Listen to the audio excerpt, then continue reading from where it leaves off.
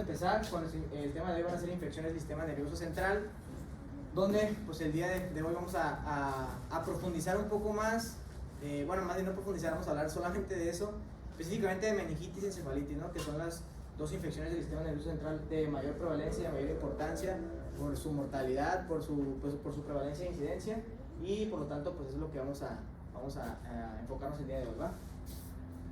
Y bueno, entonces primero que nada pues tenemos que recordar un poco de anatomía para poder pues entender por qué se dan la sintomatología que se da en cada una de estas dos infecciones, ¿no?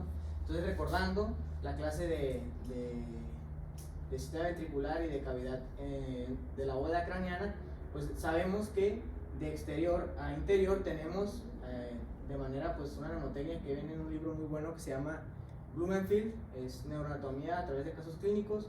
Pues primero que nada tenemos el escalpe, ¿no? Es scalp, ¿ok? Que se conforma por la piel, lo más superficial, seguida de tejido conectivo, de una galla aponeurótica, es decir, de músculo, tejido muscular.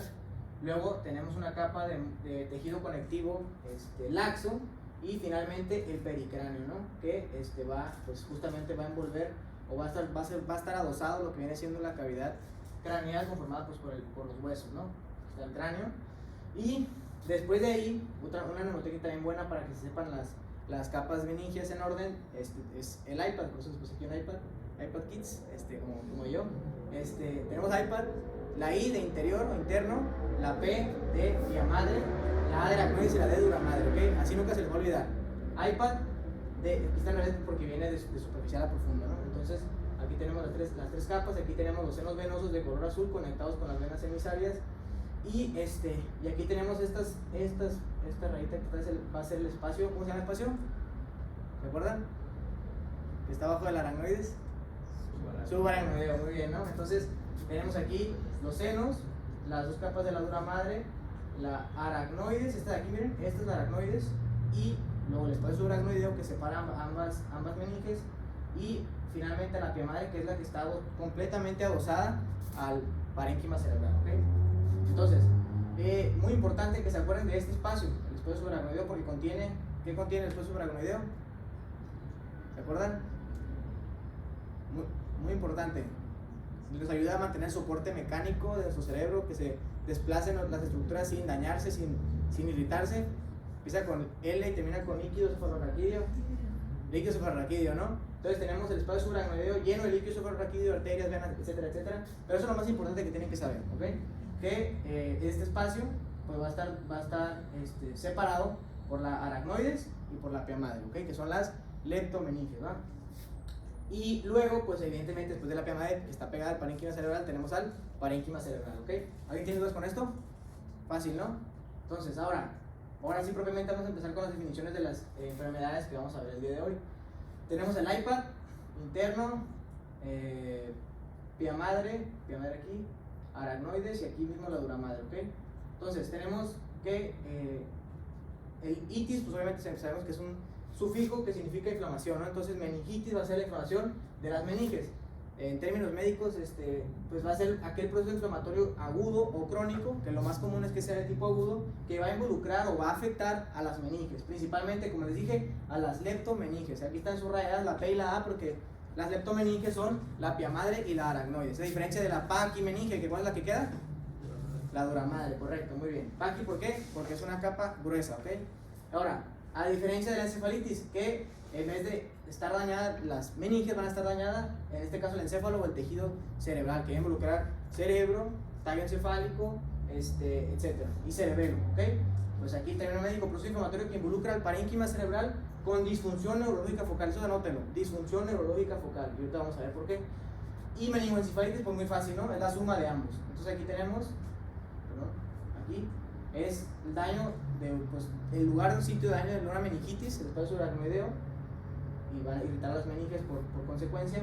Tenemos la encefalitis, el daño al parénquima cerebral, y la meningoencefalitis pues va a ser la adición de ambas, ¿ok? Ahora, también tenemos lo que es este término que se denomina como meningismo, es parte del síndrome que generalmente se presenta en un paciente con meningitis, ¿ok? Pero es muy importante que sepan que el meningismo es parte de la meningitis, pero no exclusivamente, sino que puede tener otras etiologías, ¿ok? Por eso es importante que lo asociemos a síntomas que puedan denotar alguna inflamación o algunas pruebas que puedan denotar inflamación. Entonces, meningismo solamente hace la irritación funcional de las meningias en ausencia de una invasión microbiana, es lo importante, y que no hay proceso inflamatorio involucrado que produzca los síntomas meningios. Se presentan estados febriles en pediátricos, deshidratación, hemorragia subaracnoidea o irritación medicamentosa, ¿ok? Y pues obviamente el meningismo es muy importante para que lo noten: cefalea intensa, rigidez de nuca, fotofobia y signos meningios de exploración física, ¿ok? Entonces, ¿alguien tiene duda con lo que hemos visto hasta ahorita? ¿Van bien? ¿Van bien? Entonces, muy importante, el meningismo se presenta en meningitis, pero no solamente en meningitis, o sea, no es exclusivo de ella, ¿va? Por otra parte, tenemos, esta no vamos a profundizar mucho hoy, pero es para que lo sepan diferenciar. También tenemos lo que es el absceso cerebral, que a diferencia de la encefalitis, también va a afectar al parénquima cerebral, pero va a ser una infección que de tipo progresiva, no va a ser tipo aguda, va a progresar hasta un punto en el que va a formarse una cápsula que va a envolver a este proceso infeccioso. Entonces, una infección intracerebral supurativa focal que comienza como un área de cerebritis, es decir, inflamación del encéfalo del cerebro localizada, y como les dije, va a evolucionar de forma progresiva hacia una colección de pus rodeada por una cápsula, ¿ok? Este proceso cerebral se va a manifestar como un síndrome de masa encefálica, es decir, lo que creo que ya lo vieron con Emiliano en la semana pasada, tumores del sistema nervioso central, pues lo que produce un efecto de masa en el paciente, ¿no? Y que va a simular, pues puede simular un evento vascular cerebral, ¿ok? Entonces es muy importante que a la hora de hacer un diagnóstico diferencial con una encefalitis, que ahorita vamos a ver los síntomas, es importante que también descarten un absceso cerebral por lo siguiente, por lo de acá abajo, ¿ok? Esto de aquí abajo. Es muy importante que distingan un absceso cerebral de una meningitis. ¿Por qué? Porque en un absceso cerebral, por esto mismo que les dije de síndrome de masa encefálica, está totalmente contraindicado la realización de una punción lumbar, que la punción lumbar, como vamos a ver, es esencial para el diagnóstico de meningitis, ¿ok?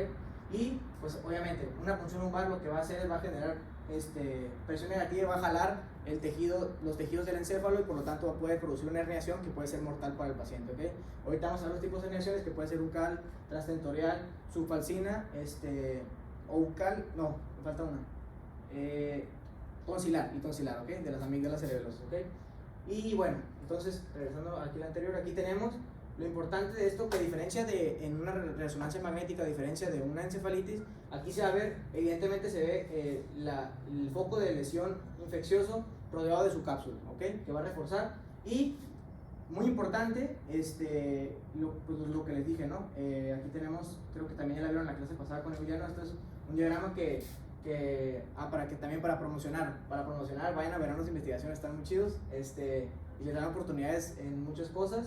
Por ejemplo, en este caso nos tocó trabajar con un doctor que es un radiólogo con alta resonancia magnética, y con él hicimos un artículo de edema peritumoral. Y pues aquí está, me la aventé yo de hecho me la aventé con una aplicación que también usé para otras figuras. Como no cambié la contraseña, la sigo utilizando, aunque ya no soy tutorado del doctor, pero se la recomiendo, se llama Mindigraph, por si tienen dinero para pagarla, es muy buena. Si no tienen dinero como yo, pues luego les puedo pasar la cuenta si quieren. Pero pues básicamente aquí está, ¿no? Doctrina de Monroe-Kelly, también lo vieron que Emiliano, lo voy a decir rápido porque ya lo vimos, pero muy importante, como el cráneo o como el tejido encefálico está rodeado por una cavidad rígida que lo protege, pero a la vez sirve como arma de doble filo, porque si aumenta por algún proceso patológico el volumen dentro de este cráneo, evidentemente no tienen ninguna forma de salir o ninguna forma de librarse de ello. Lo primero que hace de manera fisiológica o para protegerse es empezar la masa ocupante dentro de esta cavidad va a empezar pues a reemplazar líquido suprarraquídeo por esta masa, lo va a ir sacando, pero va a haber un punto en el que esta compensación ya no va a ser suficiente, y por lo tanto va a producir un síndrome de hipertensión intracraneal, que pues va a ser mortal para nuestro paciente, ¿ok? Entonces es muy importante. ¿Dudas hasta ahorita con lo que hemos visto? ¿No? ¿Seguros? Sí, porque ya saben que viene Acapulco, ¿eh? Bueno, otra infección importante, pero no tan importante como meningitis y encefalitis, que lo vamos a mencionar ahorita brevemente, es el enfisema subdural, que va a ser una colección focalizada de pus, a diferencia de estar encapsulada dentro del parénquima cerebral, de lo más interno de nuestra cavidad craneal, va a estar entre la dura madre y la aracnoides, ¿ok? Es decir, el espacio subdural, porque está abajo de la dura madre, y se va a manifestar como cefalea, fiebre, alteración del estado mental, pero con un mayor efecto de masa que una encefalitis. ¿Se dan cuenta? Y como lo vamos a ver más adelante, los síntomas se parecen un chorro entre cada enfermedad, y por lo tanto es muy importante que sepan diferenciar uno de otro. En el caso del absceso cerebral, se va a presentar principalmente con síndrome de masa encefálica, pero con una cefalea intensa. En el caso del empedema subdural, va a haber una alteración del estado mental con mayor efecto de masa. Es decir, se dan cuenta, es casi lo mismo que el absceso, ¿no? Entonces, por eso tienen que saber qué pasos seguir, qué conductas diagnósticas y terapéuticas seguir antes de realizar, por ejemplo, una punción lumbar, que puede ser igual, está contraindicada por signos de hipertensión intracraneal que se presentan en ese tipo de pacientes. Aquí tenemos duramadre, aracnoides, y aquí el espacio que puede simular en imagenología. Sí, ya, parece que sí. Bueno, es muy importante saberlo diferenciar en la imagenología de un hematoma subdural, ¿no? Porque aunque aquí no se ve, no logré encontrar una que se pareciera mucho al hematoma subdural, pero pareciera que tiene la misma forma como en semiluna, ¿no? Como vimos en las lesiones, pero a diferencia de un hematoma, en el caso de un empedema subdural, lo que va a reforzar no va a ser el líquido en forma de semiluna, sino las meninges, ¿ok? Refuerzan las meninges y el líquido supurativo se queda pues, oscuro, ¿no? En este caso es una resonancia magnética en T1, porque miren, aquí vemos, ¿qué creen que sea esto de aquí? ¿Un pedazo de qué? Es normal, ¿eh? ¿Es un pedazo de qué? Empieza con V, es un ventrículo, ¿ok? Un ventrículo lateral, y se dan cuenta, no está hiperintenso, ¿no? Está hipointenso porque estamos en T1, ¿ok? Entonces lo que va a reforzar aquí, con contraste, es las meninges, y va a rodear al espacio que está pues, ocupando de manera patológica la infección, ¿no? Y bueno, ahora sí, para empezar con la epidemiología de meningitis, pues primero que nada tenemos que la edad media de aparición de esta enfermedad en adultos van a ser los 43 años de edad, y la prevalencia por microorganismo, muy importante, pareciera que es más común la aguda, porque es la bacteriana, perdón, porque es la que más escuchamos comúnmente, ¿no? Por la que es la más grave, pero no necesariamente significa que sea la más prevalente. La más común es la aséptica o viral, y después va a ser la bacteriana, pero más que nada lo que va a caracterizar una de otra es que la más común es viral o aséptica, y la más grave, fatal, mortal para el paciente, cuello, es la bacteriana, ¿ok? Luego tenemos que en población pediátrica, generalmente los pequeños se van a enfermar, generalmente si tienen menos de un año de edad, y pues como les dije, muy comúnmente por la ¿cómo se dice? Por la exposición que tienen los pediátricos a virus, pues también va a ser lo mismo, meningitis de tipo viral. Y ahorita vamos a ver si es de tipo bacteriana, qué microorganismo específico en este rango de edad se presenta y produce meningitis. Tenemos también que, pues les dije, mayor incidencia y mayor mortalidad también en la población pediátrica, y de casos anuales de meningitis tenemos 1 a 2 por cada 100.000 habitantes. Y muy importante, la meningitis meningocócica, que vamos a ver la etiología bacteriana, meningococo, que es lo mismo que Neisseria meningitidis, va a ser más común en el continente africano, específicamente en el cinturón africano de meningitis, que se llama, que pues es básicamente la África subsahariana, es como en el segundo cuarto de África. Se imaginan África, marcan una línea, y por ahí toda esa área es endémica de meningitis por Neisseria meningitidis, y por lo tanto pues hay más incidencia en esa zona, sobre todo por los factores ambientales a los que se exponen, y por el clima seco que se presenta en esa área, y pues por la alta tasa de presencia de este microorganismo. Y muy importante, no hay que ser antivacunas, ¿ok? Por favor, no sean antivacunas, porque gracias a la vacunación en nuestro país, la prevalencia de meningitis por Haemophilus influenza es baja, por neumococo también baja. Muy importante que también asocien que la vacunación ayuda a la disminución de meningitis en los pediátricos, y también de otitis y rinitis, y por complejo de Mycobacterium tuberculosis, que esto básicamente es por la vacuna pues BCG. Pero muy importante que la BCG sepan que se sirve y es efectiva, esto lo dijo Laniado, solamente es efectiva contra pacientes pediátricos, y ofrece protección para específicamente, y del tema que vamos a ver hoy, meningitis de tipo tuberculosa, ¿ok? O sea, si se vacuna el paciente pediátrico con la BCG, prácticamente está protegido del 70-80% contra una meningitis por este microorganismo, ¿no? Por el complejo Mycobacterium tuberculosis, ¿no? Entonces aquí está, te da meningitis por TB, está GG, ¿no? O sea, ya valió el paciente, y una carita triste. Entonces no sean antivacunas, ¿ok? Y bueno, al contrario, tenemos a la encefalitis, que ahora no van a estar afectadas las meninges, sino el tejido cerebral, y pues la incidencia 3.5 a 7.4 por cada 100.000 casos al año. Muy importante que se tiene que dar tratamiento empírico oportuno, no tanto por la mortalidad como en la meningitis. En la meningitis se ofrece tratamiento empírico para que el paciente no fallezca. En el caso de la encefalitis también va a fallecer si no se trata oportunamente, pero lo más importante es que va a sufrir secuelas neurológicas. ¿Por qué? Pues porque no se está dañando, no se están irritando las meninges, sino se está dañando propiamente el tejido que nos hace ser nosotros, hablar, comunicarnos, movernos, sentir, etcétera, ¿no? También muy importante que la etiología más común en encefalitis va a ser la etiología viral de tipo herpética, ¿okay? La herpética es la más común en encefalitis y se va a presentar en pediátricos generalmente entre un rango de edad de 6 a 12 años. Aquí les digo, encefalitis herpética, la más común de las virales, que cursa de forma esporádica y tiene una mayor gravedad de síntomas. La encefalitis no herpética, pues no vamos a ahondar mucho en ella hoy, pero puede ser por virus transmitidos por vectores, virus del Nilo Oeste, algovirus, etcétera, etcétera, o incluso una encefalitis que no es infecciosa sino autoinmune por anticuerpos anti-NMDA, ¿ok? Y igual lo mismo, no son antivacunas, se lo reitero, ¿ok? La vacuna también sirve, la vacunación en México también sirve para la prevención de esta enfermedad, específicamente la triple viral, ¿no? La triple viral que básicamente va a proteger al paciente de una panencefalitis esclerosante subaguda, que tampoco vamos a ahondar mucho en ella, pero que sepa que existe para cuando les toque exponer sobre el sarampión. Es una complicación rara, pero muy grave del sarampión, y por lo tanto es muy importante que estemos vacunados, ¿ok? ¿Alguien tiene dudas ahorita con lo que llevamos? ¿No? ¿Seguros? Porque el cabot se viene pesado, hay puros casos del ambos. Ok, etiología, ahora sí lo importante. Las infecciones del sistema nervioso central, pues como les dije, específicamente las más importantes, vamos a dividirlas en meningitis y encefalitis.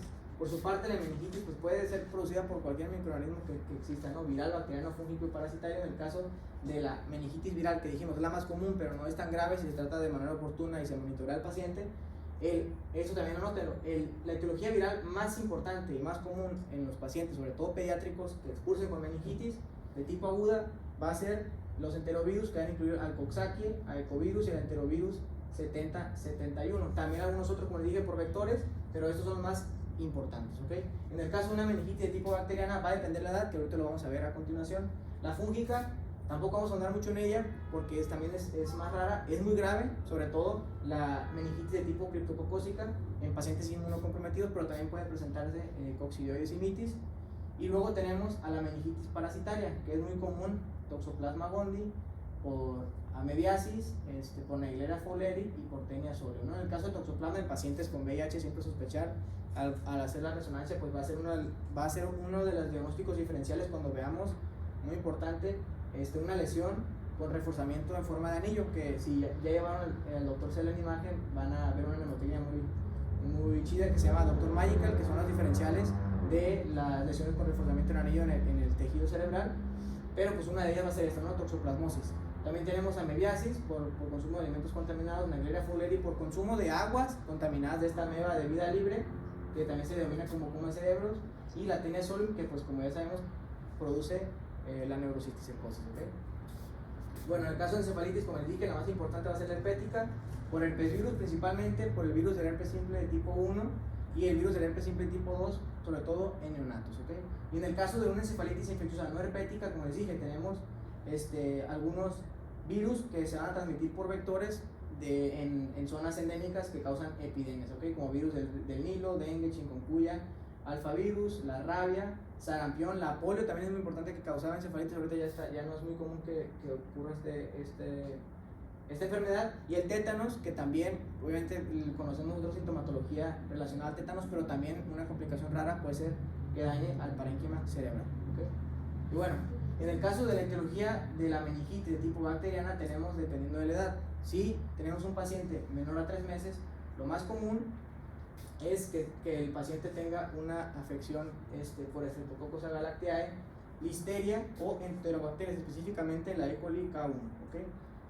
En el otro extremo tenemos a los mayores de 50 años de edad, que vamos a tener como mayor incidencia, porque por la adultez, el neumococo, ¿okay? O Streptococcus pneumoniae, y también a la listeria. Ahora, ¿por qué me salté el del medio? Porque, muy importante que se acuerden de esto, en pacientes inmunocomprometidos o los extremos de la vida, o sea, arriba y abajo, en esta, luego vamos a hacer la exposición, ¿no? Pues van a tener una susceptibilidad mayor a listeria monocitogénesis y por lo tanto se tiene que cubrir con la terapia empírica que luego les voy a poner ratito, ¿va?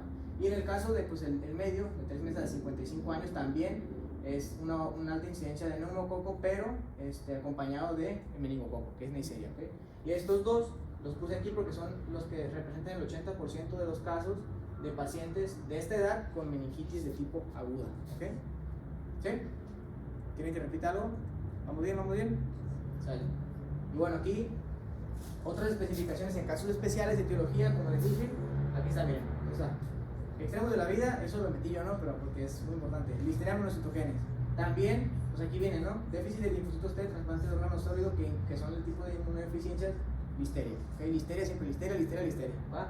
En el caso de pacientes con válvulas de derivación ventrículo-peritoneal, sobre todo son estafilococos coagulasa negativos.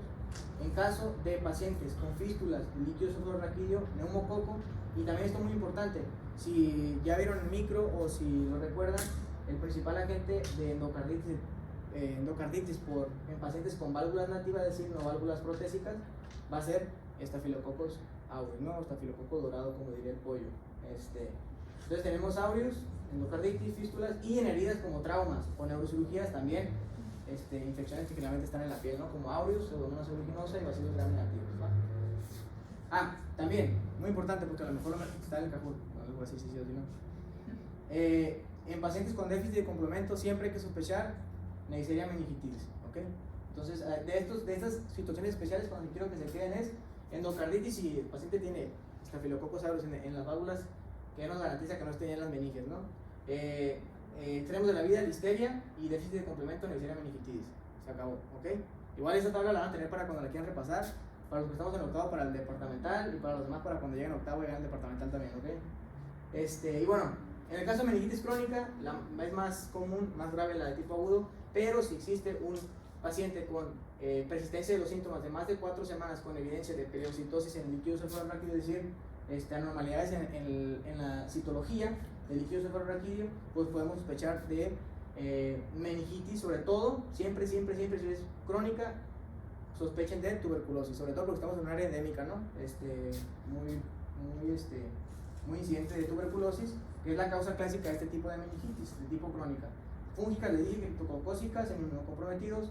Parasitarias, pues dependiendo de si tiene un antecedente de consumo de comida contaminada o de agua contaminada, pues sospechar. Y en algunos otros tipos va a ser pues complicaciones de la sífilis, de la borreliosis y brucelosis, entre otras enfermedades, ¿ok? Pero con que sepan que tenemos la meningitis encefalitis, meningitis, dividirlas en, o dependiendo de la etiología infecciosa o microorganismos, o dependiendo de la evolución. La aguda son todas las que les dije, virales y bacterianas, y las crónicas son estos 4, ¿ok? Sobre todo en crónicas quédense con TB, eso es lo más clave de esto, ¿va? Y bueno, con factores de riesgo, ya los mencioné la mayoría. Streptococo pneumoniae, como bien se sabe, en pacientes con sinusitis o con otitis media, siempre se va, como este es el principal microorganismo que afecta a estos pacientes con sinusitis o otitis media, si hay un antecedente de ellos, sospechar que también puede ser que el paciente que tiene meningitis sea por diseminación por continuidad de este microorganismo, sobre todo esto, ¿no? En Haemophilus influenzae, le dije, los que no se vacunan, pues les puede dar este microorganismo. Si se vacunan, ya se salvaron. Bacilos gram negativos, sobre todo pacientes que están inmunocomprometidos como diabetes, alcoholismo crónico e infecciones de tracto urinario. Listeria, ¿dónde está? Esto es lo importante. Inmunocomprometidos, miren el extremo de la vida, ¿no? Es mayor de 60 años y el otro extremo menor de un mes. Y en embarazadas también, por el inmunocompromiso. Agalactiae, lo mismo les dije, neonatos es de los comunes, menor de 3 meses. Y aureus, pues por daño penetrante pues en la piel, ¿no? Por continuidad también. Y pues otros factores de riesgo muy importantes, inmunocompromiso, llámese por SIDA, asplenia, cáncer, edad avanzada, embarazo, contacto cercano con el infectado o hacinamiento, ¿va? Y ahora sí, la patogenia. Como les dije, todos los microorganismos que les puse se pueden diseminar por dos formas, por vía de continuidad, es decir, por cercanía, o por diseminación hematógena. La más común es la por contigüidad, sobre todo cuando tenemos colonización nasofaringea o de las vías respiratorias superiores de pues cualquiera de los microorganismos que les mencioné, ¿va? Aquí tenemos, aquí está, miren, pues está muy cercano, ¿no? La vía respiratoria está muy cercano al cráneo y por lo tanto puede penetrar y llegar al líquido cefalorraquídeo, ¿no? Luego tenemos que aquí coloniza, aquí está la colonización, y eventualmente este microorganismo, si las defensas no se lo despapayan, va a entrar a la vía hematógena y por lo tanto va a resultar en una bacteriemia, ¿ok? Y esta bacteriemia lo que va a producir es que va a invadir al líquido cefalorraquídeo igual, y esta invasión va a producir la activación de las células que se encuentran en los leucocitos en el líquido cefalorraquídeo, que va a producir liberación de citocinas proinflamatorias, ¿ok?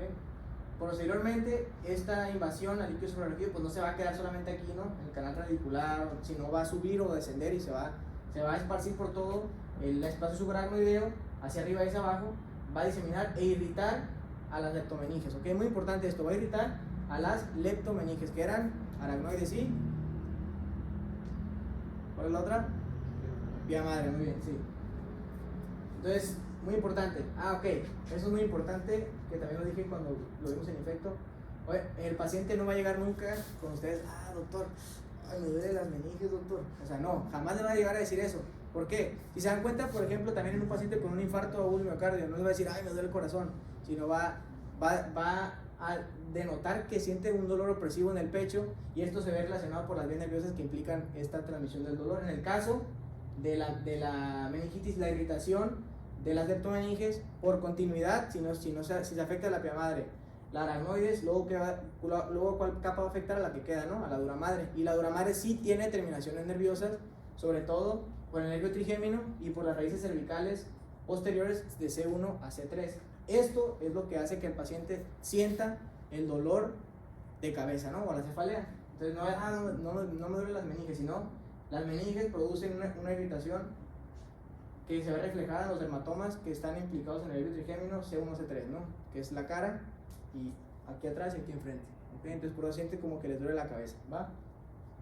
Y luego ya como complicación de si no se trata oportunamente al paciente, pues vamos a tener un síndrome de hipertensión intracraneal por el aumento del proceso inflamatorio, ¿okay? Entonces en el caso de esto, cuando hay liberación de citocinas, es cuando se presenta en el paciente la fiebre por el cambio del set point, ¿no? Entonces eso es lo que produce la fiebre.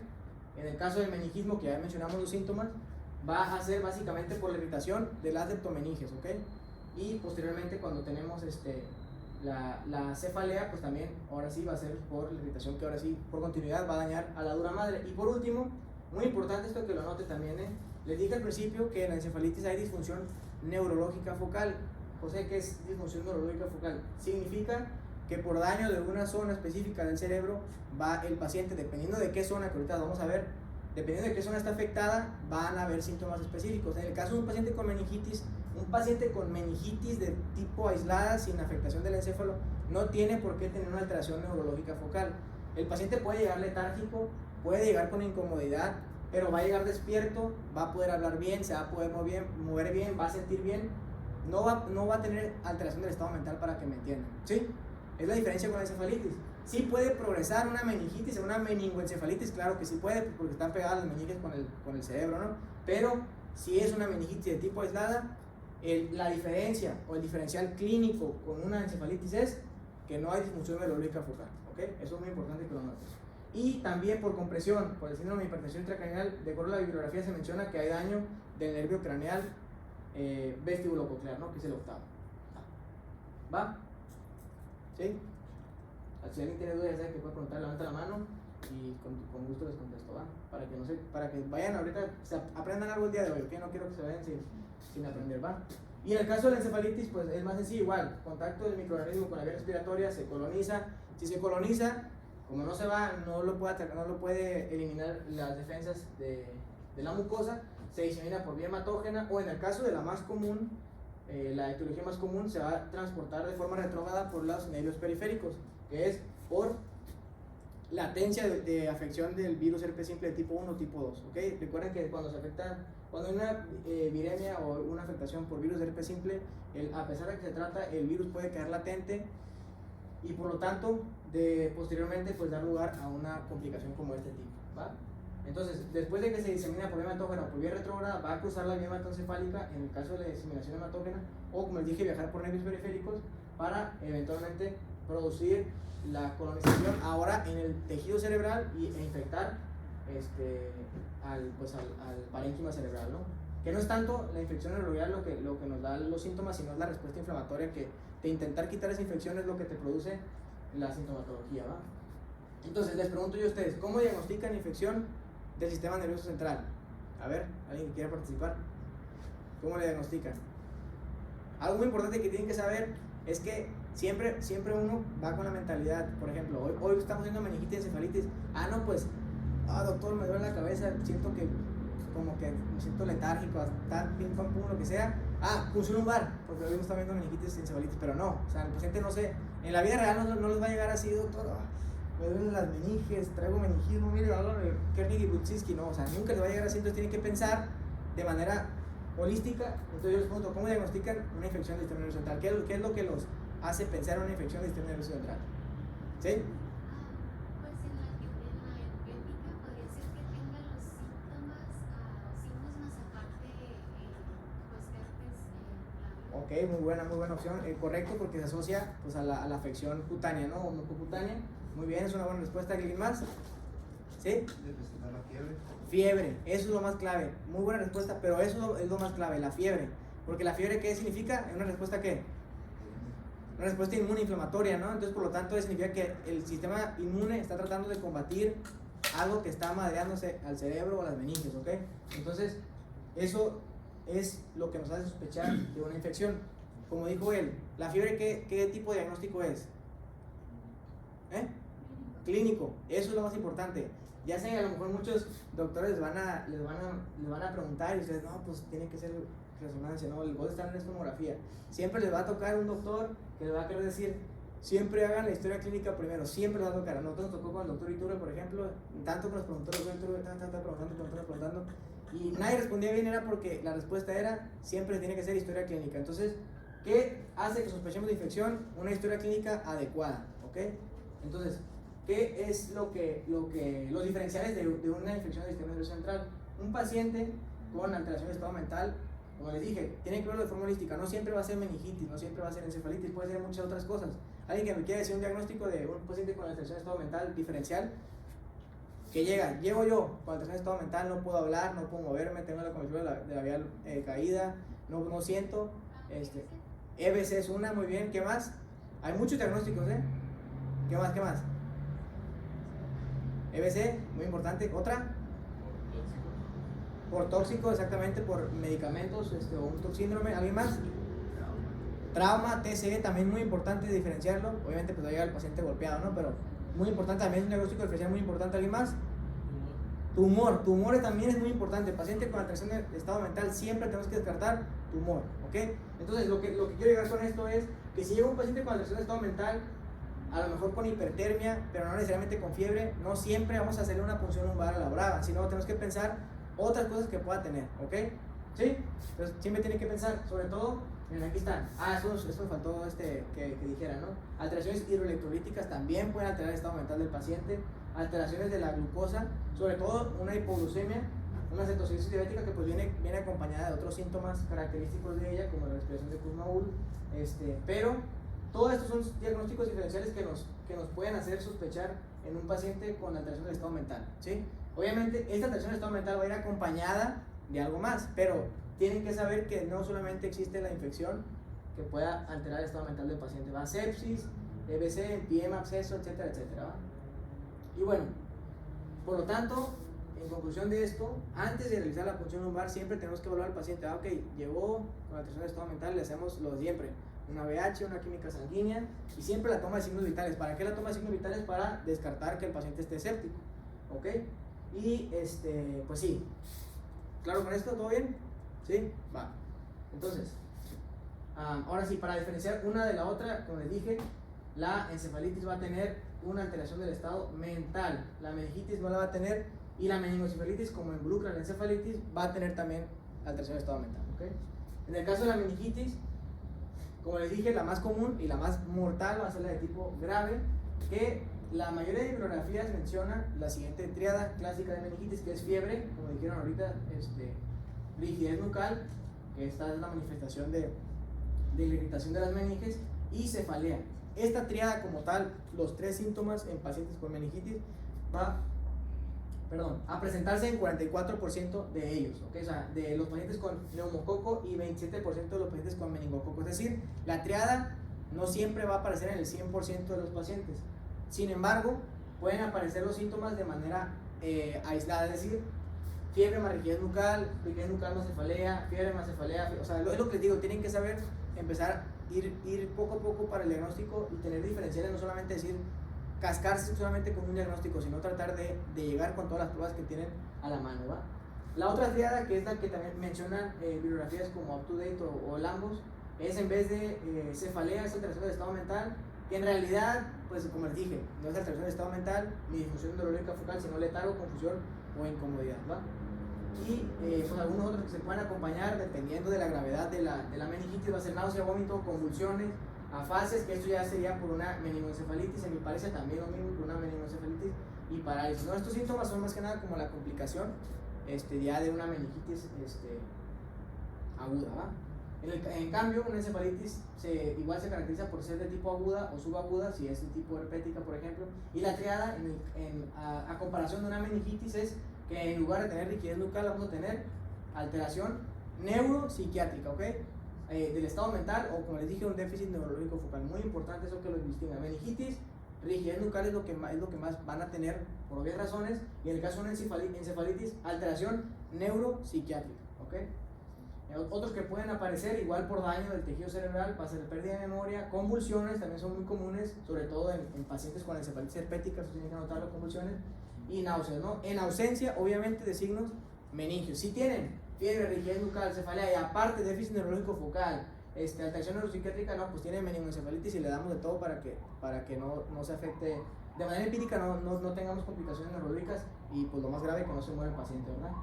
Y muy importante que la encefalitis de este tipo progresiva, vamos a tener primero fiebre, cefalea y náusea, que es con fase prodrómica, y va a progresar a una fase neurológica caracterizada por la alteración neuropsiquiátrica, ¿ok? Ahora sí, propiamente la meningitis, como les dije, estos son los porcentajes de pacientes que presentan la triada clásica completa, y algunos pues pueden tener 2 de 3 de los síntomas principales, y por lo tanto se puede sospechar de esta alteración. Es decir, si el paciente tiene fiebre, rigidez nucal y no tiene cefalea, no es meningitis, no hablamos de tratamiento empírico porque pues no es meningitis, ¿verdad? No, claro que puede ser meningitis y por lo tanto tienen que ir realizando las pruebas para poder confirmar el diagnóstico, ¿no?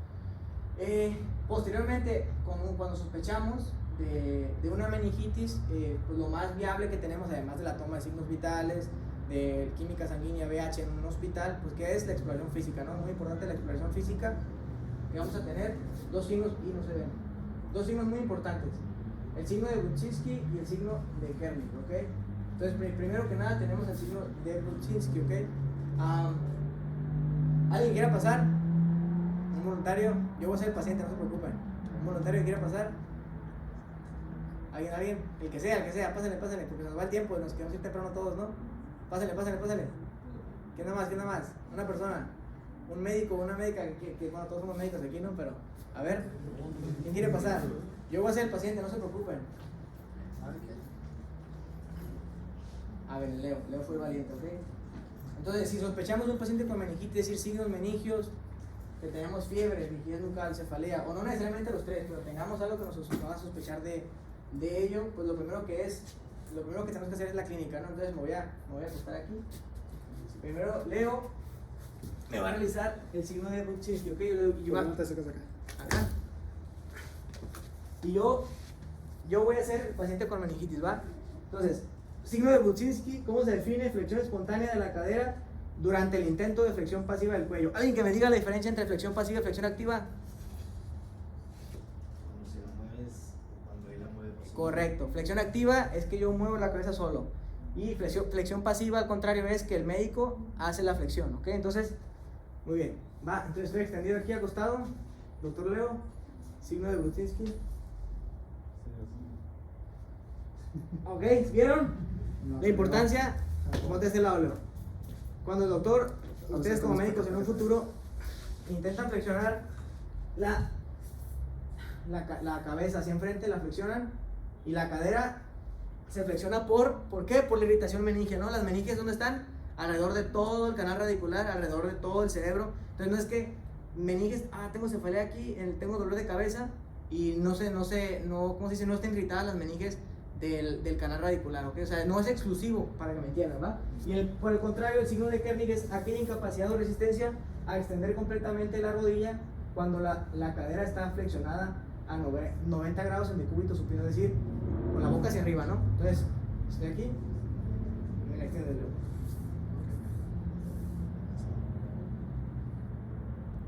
Ahí estoy dando fuerza yo, ¿no? Pero en realidad el paciente se va a quejar de dolor porque están flexionando aquí, extendiendo la pierna, ¿sí lo ven? Ahorita, miren, pues lo pongo a 90 grados, abajo, ahí. Ahí la pongo, me ayuda el médico, entonces él la quiere mover y por dolor, no se puede porque duele, se presenta dolor y por lo tanto no se puede extender. Ahorita estoy dando fuerza yo, ¿ok? ¿Sí? ¿Dudas? ¿Alguien tiene dudas? Ni modo que tengan dudas, ¿no? Entonces, gracias. Después de la exploración física, si lo pillamos clínicamente, no. Tiene alteración del estado mental, fiebre, cefalea, lo que sea. Ok, puede ser meningitis, doctor. Ok, ¿qué le haces? Vamos a explorarlo. Muy importante que sepan que si estos signos no se presentan en el paciente, no significa tampoco que no tenga meningitis. Pueden estar ausentes porque no son sensibles ni específicos y por lo tanto puede que el paciente tenga meningitis. Doctor, mire, le flexiona la cabeza y si no flexiona la cadera de manera inmediata, no tiene meningitis, la descartamos. No, que es importante que sepan que no se presentan en todos los casos. Son característicos de una meningitis, pero no se presentan siempre, ¿va? Y en el caso de meningitis, etiología, otra cosa para diferenciar también, muy importante. Les dije, el neumococo es el más común en adultos, pero para diferenciar, por ejemplo, de Neisseria meningitidis, que a lo mejor también en el Kahoot, para que pongan atención, es una etiología que no solamente puede causar meningitis, sino también una vasculitis a nivel periférico que va a dar lugar a petequias o púrpura, ¿ok? En la piel. Y en el caso de neonatos, pues como les dije, ¿no? Estreptococcus aureus y listeria, ¿no? Pero de esta diapositiva nomás lo puse para que se acuerden de esto, petequias y púrpura. Ahora, meningitis de tipo viral, pues enterovirus, sobre todo en pacientes pequeños que presenten exantema, antecedente de exantema, y esto en realidad no tienen que aprenderse, ¿ok? Nada más con que sepan que lo más importante de meningitis son los enterovirus, Coxsackie y ecovirus, ¿va? Y ahora sí, la encefalitis, como les dije, la tríada es fiebre, cefalea y estado mental alterado, disfunción neurológica focal, alteraciones neuropsiquiátricas, etcétera, etcétera. ¿De qué va a depender el déficit neurológico focal? Del sitio de lesión, del sitio de infección, del sitio de inflamación, ¿ok? Por ejemplo, si tenemos una hemiparesia o cualquier déficit motor, a ver, en todo el semestre pasado que vimos en neuroanatomía, alguien que me pueda decir alguna zona que esté afectada si el paciente presenta hemiparesia o cualquier déficit motor. A ver, no pasa nada, ya me acosté yo a hacer los signos, ni modo que no confíen en mí de que les voy a regañar algo. A ver, en voz alta pues no escucho, ¿Alguien? Muy fácil, lo vimos demasiadas veces. A ver. Los pedúnculos cerebrales, por ejemplo, daño al mesencéfalo. ¿Por qué? Porque ahí, ¿qué pasa? ¿Ahí se acuerdan? ¿Qué tracto? Córtico espinal que va de la corteza a la médula espinal y por lo tanto, pues un déficit motor, no nos podemos mover. Otra zona muy importante, de donde sale el movimiento. ¿Alguien? La corteza. ¿Qué área? ¿Se acuerdan qué área de Brodmann es la corteza motora primaria? La 4, muy bien, ahí está, ¿no? Área de Brodmann 4. Tracto corticoespinal que va por toda la médula, por todo el tallo, o incluso la cápsula interna, ¿no? Que es el intermediario entre ambos. Está la corteza, baja por la corona radiada, luego tenemos la cápsula interna y luego ya llega el tallo y baja y nos movemos, ¿ok? Ahora, un paciente con alteraciones neuropsiquiátricas, esto lo vimos, creo que el tema lo dio el dio el tema. Neuropsiquiátricas o cognitivas, pérdida de memoria, confusión, hipomanía, hipersexualidad, psicosis, ansiedad, alucinaciones visuales auditivas. ¿Qué zona de nuestra cabeza está afectada? ¿Alguien? Por ahí escúchalo. Empieza con L. El límbico, ¿no? Eso es lo más importante porque tiene alteraciones neuropsiquiátricas, ¿sí? E incluso de la corteza que está involucrada en el sistema límbico va a ser el lóbulo temporal mesial, ¿ok? Que es la porción donde se encuentra el uncus medial y cercana al mesencéfalo, ¿va? También tenemos alteraciones de tipo afásicas. ¿Alguien se acuerda qué áreas se encargan del lenguaje? Área de Wernicke y Broca, correcto, que son áreas de Brodmann. Wernicke es 22, para que se acuerden, 22. Y la 22, si la multiplicas por 2, ¿cuánto es? 44, 22, 44. Entonces, una fascia de Wernicke pues va a estar dañada el área de Wernicke, una fascia de Broca va a estar dañada el área de Broca y una fascia de conducción pues va a estar dañada el fascículo 4, que es el que conecta ambas áreas. En el caso de convulsiones, pues va a estar dañado, muy importante esto, porque el paciente con encefalitis puede llegar a presentar convulsiones focales o difusas, porque el virus del herpes simple que es el más común en encefalitis, va a tener una cierta predisposición o tropismo por el tejido del lóbulo temporal medial, ¿ok? Eso es importante. Y en el caso de ataxia, ¿se acuerdan qué estructuras nos encargan del equilibrio de nuestro cuerpo? Dos de las más importantes. Sistema vestibular es uno y el otro.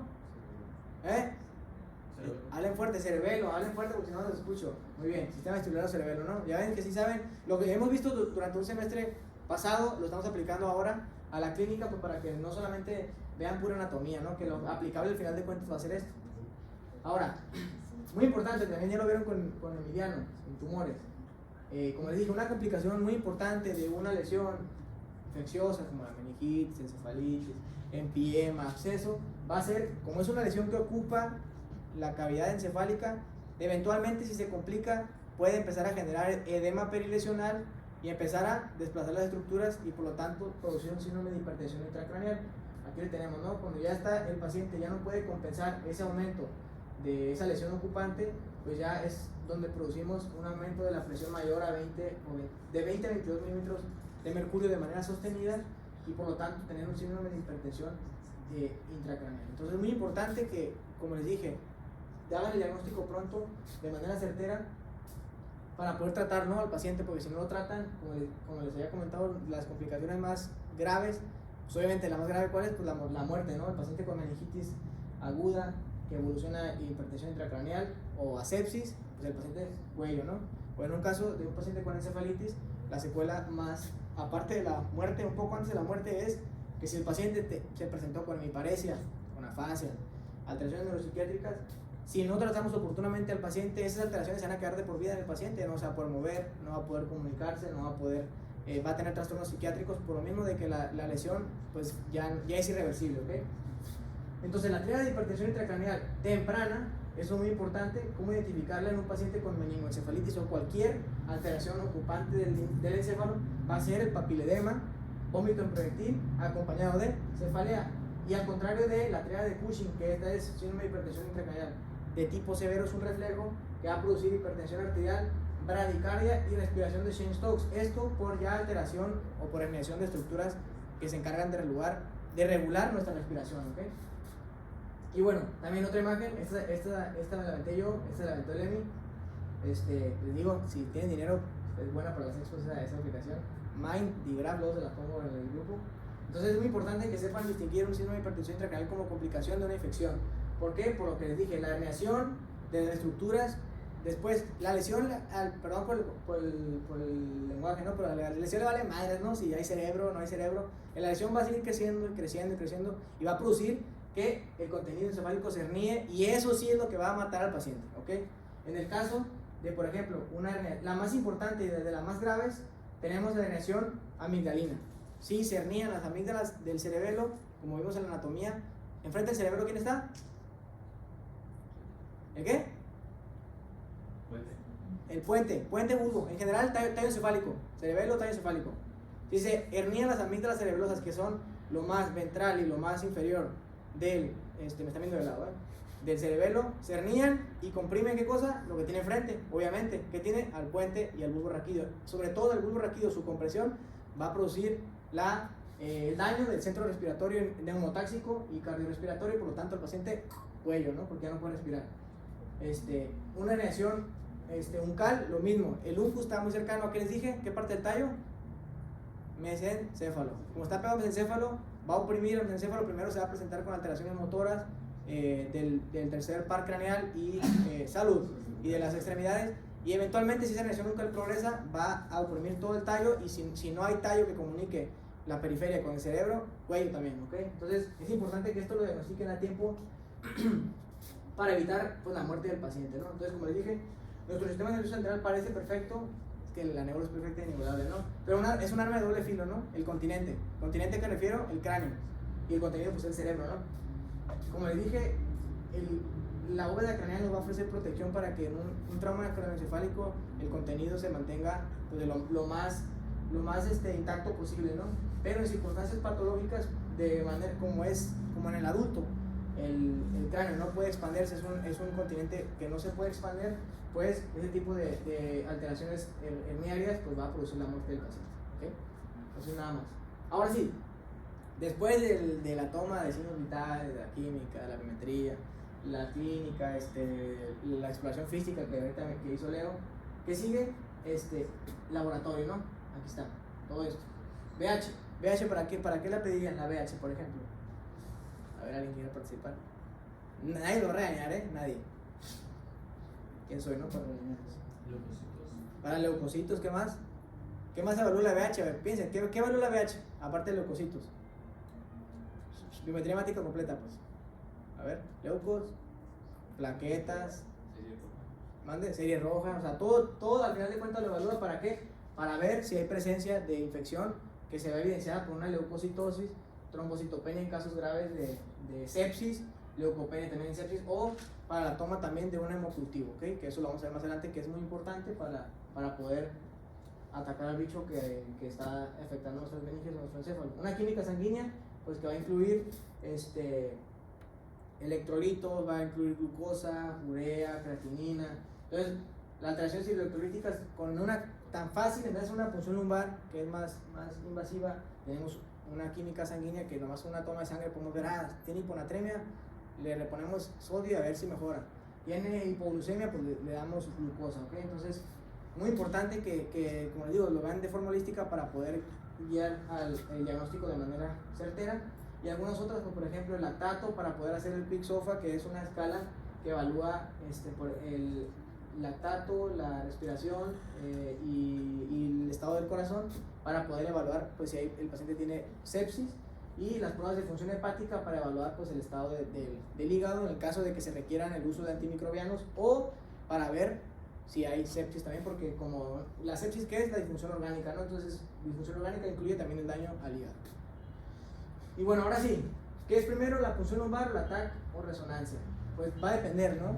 En un paciente con sospecha de meningitis, encefalitis, meningoencefalitis o algún otro diagnóstico diferencial, si sospechamos que tiene síndrome de hipertensión intracraneal, ¿le hacemos punción o no le hacemos punción? ¿Qué dijimos? No le hacemos punción, está contraindicado, ¿ok? Entonces, ¿qué podemos hacer? Una TAC. ¿En qué casos? Estas son las contraindicaciones de realizar una punción lumbar.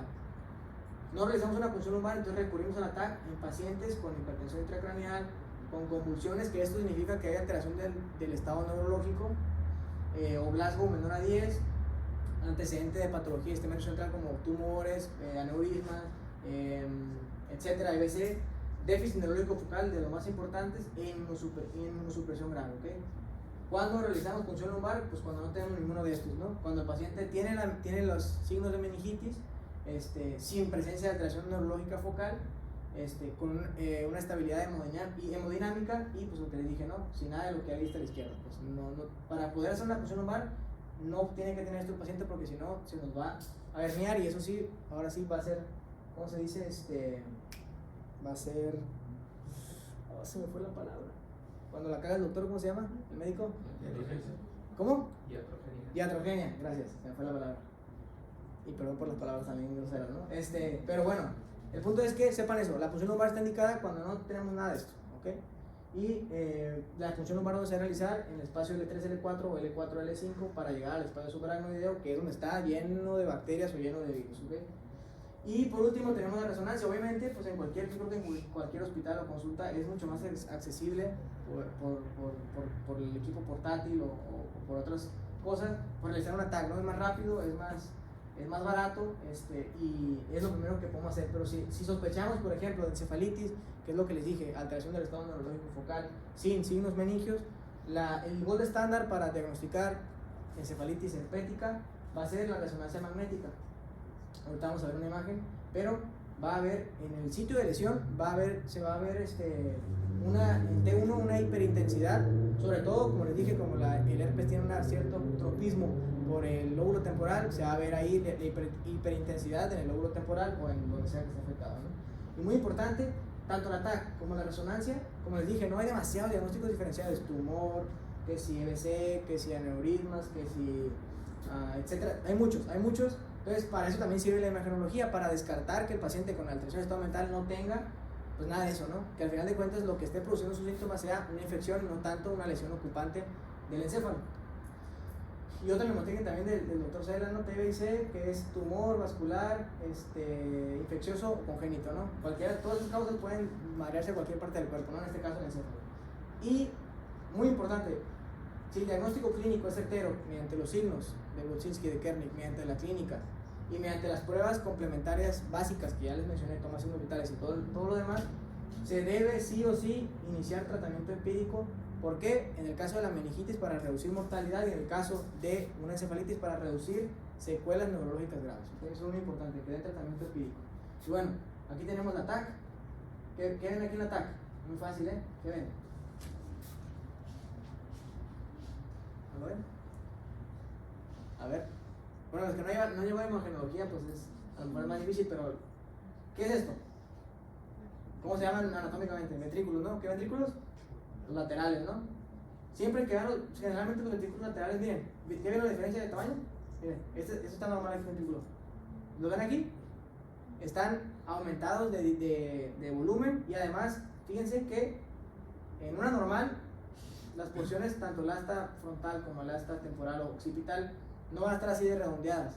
Esta forma redondeada que tienen las astas en una TAC o en una reso, significa que el paciente tiene hidrocefalia, ¿ok? Hidrocefalia, porque sí lo ven, ¿no? O sea, no están tan chiquitos.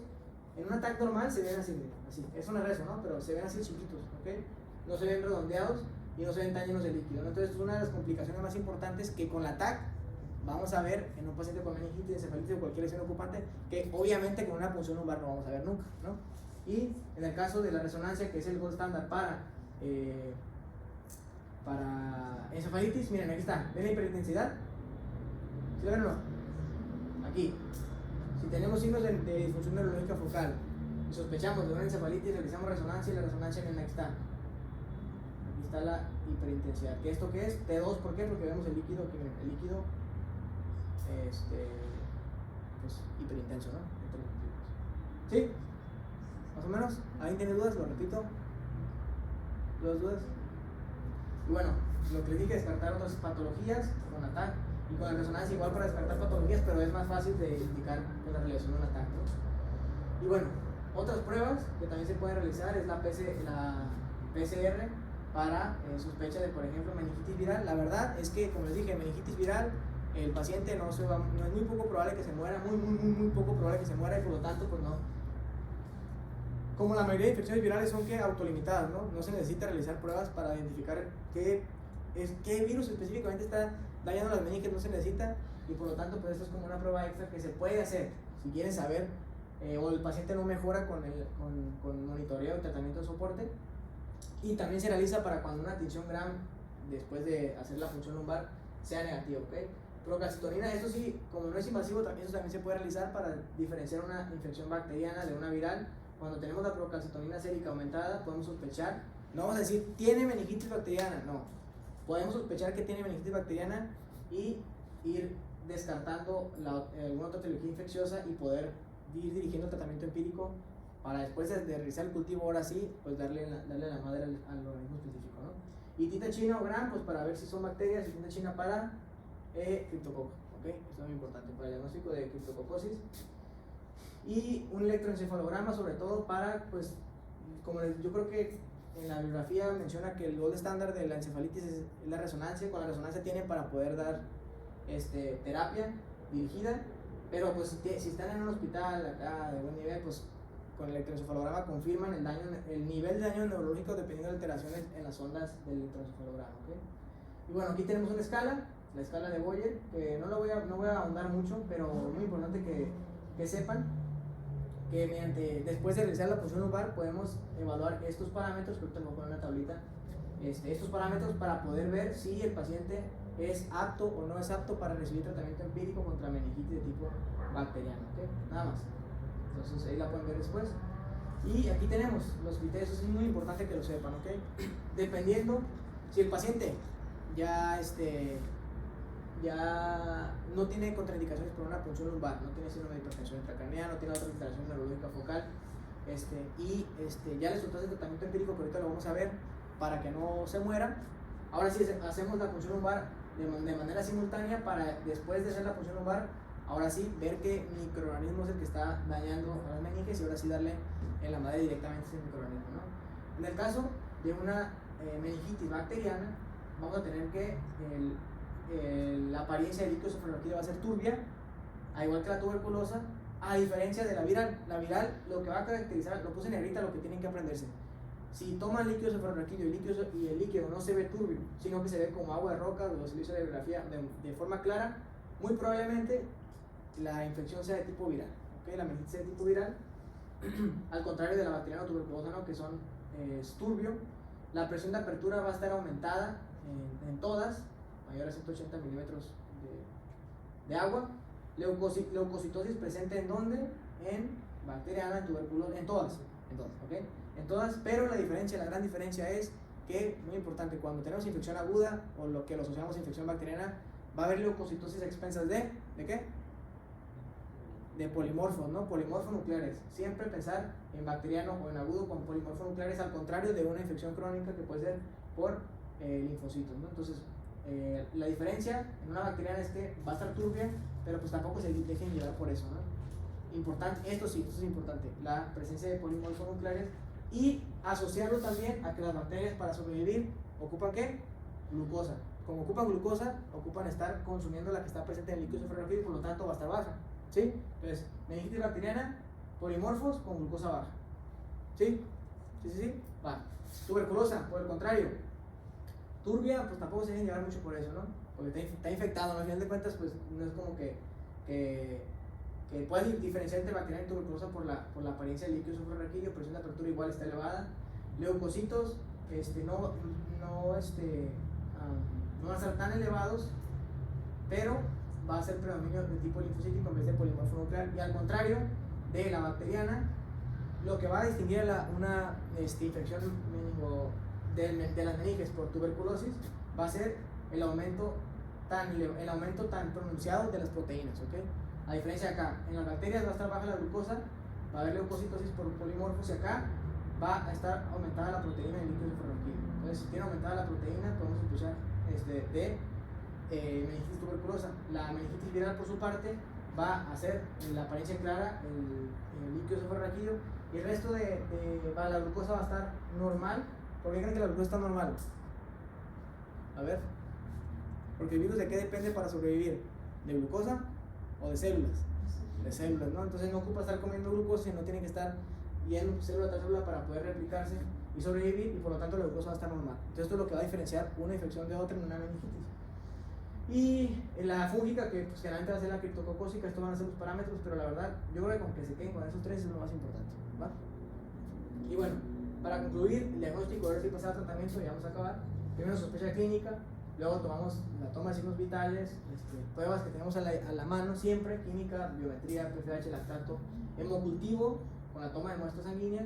Se descarta si no tiene alteración neurológica focal ni signos de hipertensión intracraneal, pues no realizamos TAC por resonancia. Si los tenemos, pero si tenemos esos síntomas en el paciente, realizamos la imagenología para descartar ese tipo de patología.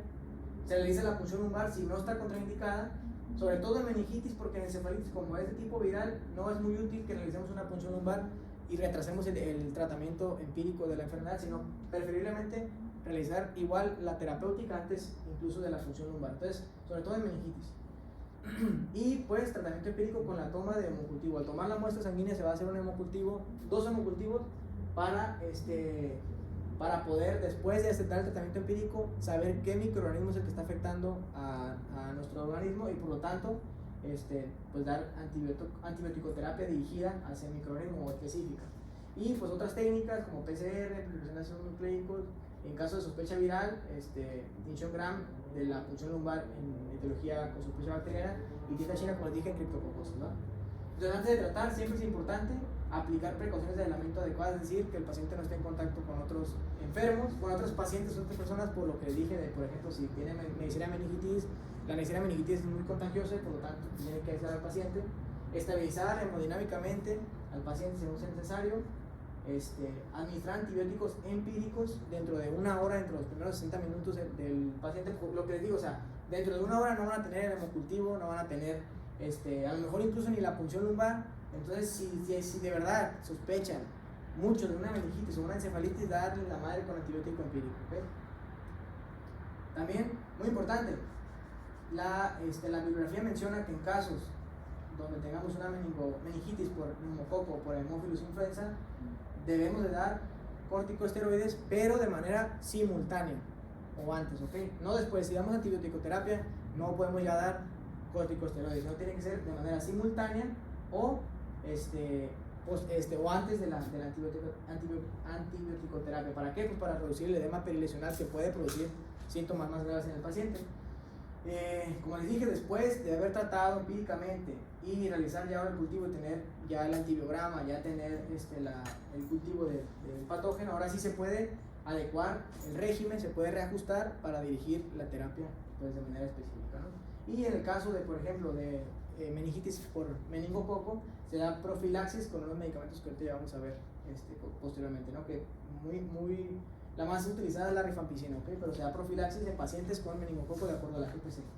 Y bueno, aquí ya casi finalizamos, tenemos el tratamiento dirigido en pacientes pretérmino o menores a un mes de vida, que es lo que les dije, o lactantes de 1 a 3 meses, se da ampicilina para cubrir. ¿Qué microorganismos les dije que están en los extremos de la vida? Listeria, ¿no? Con él lo cubrimos con ampicilina y con unas cefalosporina de tercera generación, como es la cestria o la sulfotaxima, ¿ok?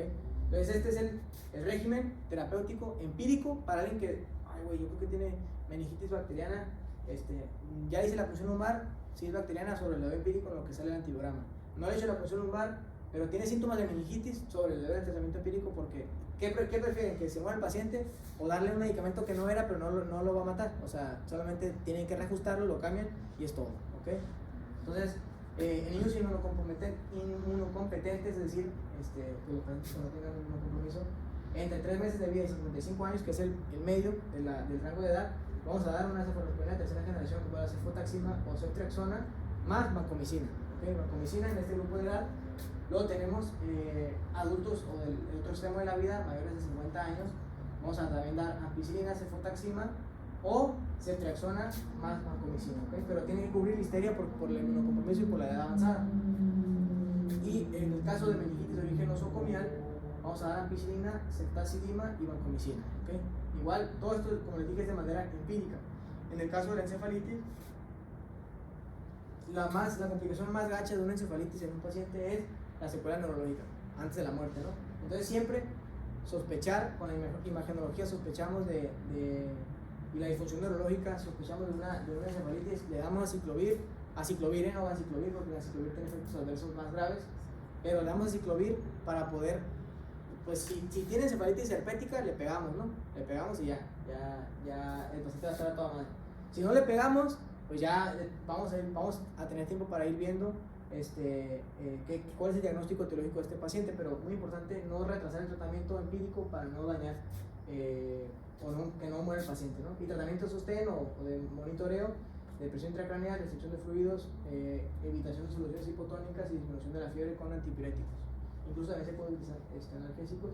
Y ya ahora sí, ya después de realizar el cultivo, pues ya tenemos una terapia dirigida que va a depender pues del microorganismo involucrado, ¿no? Aquí tenemos Neisseria, penicilina G o ampicilina, estreptococos cefalosporina de tercera generación, en caso de alergia a penicilina, bacilos granulativos también, ceftriaxona, pseudomonas, cetacilina meropenem, etcétera, etcétera, ¿no? Y aquí tenemos Listeria, siempre ampicilina, ¿no?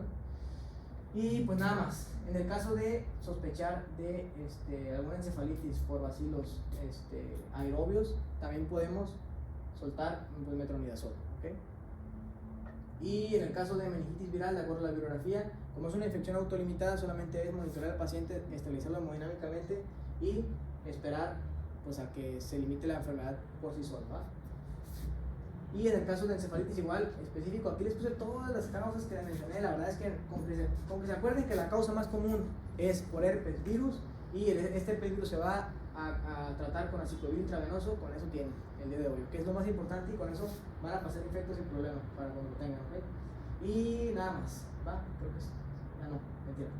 En el caso después de realizar antibioticoterapia, pues medidas generales son la terapia adyuvante que les dije, monitorear. Y en el caso de un paciente con presión intracraneal, se va a elevar la cabeza de 30 a 45 grados y se va a dar manitol. Muy importante que dar manitol para producir una diuresis osmótica, ¿no? ¿Se acuerdan? El manitol es un diurético osmótico que lo que hace es que aumenta la diuresis de forma significativa, orina el paciente demasiado volumen para reducir pues la presión intracraneal, ¿no? Se va a intubar al paciente y en dado caso de que se requiera, pues se va a poner un catéter ventricular para medir la presión y drenar, pues en el caso de que tenga hidrocefalia. Y las metas para un paciente con hipertensión intracraneal va a ser reducir la presión, como les dije, menos de 20 milímetros de mercurio, o que la presión de perfusión cerebral sea mayor a 60 milímetros de mercurio. Como profilaxis les mencioné, ¿en qué casos? Solo el meningococo, ¿no? Que va a ser rifa, la de las más utilizadas, pero también podemos dar ciprofloxacino dosis única o ceftriaxona en dosis única, ¿okay? ¿En qué pacientes damos quimioprofilaxis? En pacientes que hayan estado cercanos a un paciente con meningococo, 7 días previos a la aparición de la enfermedad, que haya estado en contacto con un paciente con meningococo, o que el paciente haya estado en contacto con una persona con la que se dio un beso, reanimó por boca a boca, que manipuló un tubo endotraqueal o que intubó, también se le da quimioprofilaxis para evitar pues, que tenga meningitis meningocócica, ¿ok? Acuérdense, meningococo, profilaxis con rifampicina. Y sería todo por mi parte, espero que les haya gustado y gracias.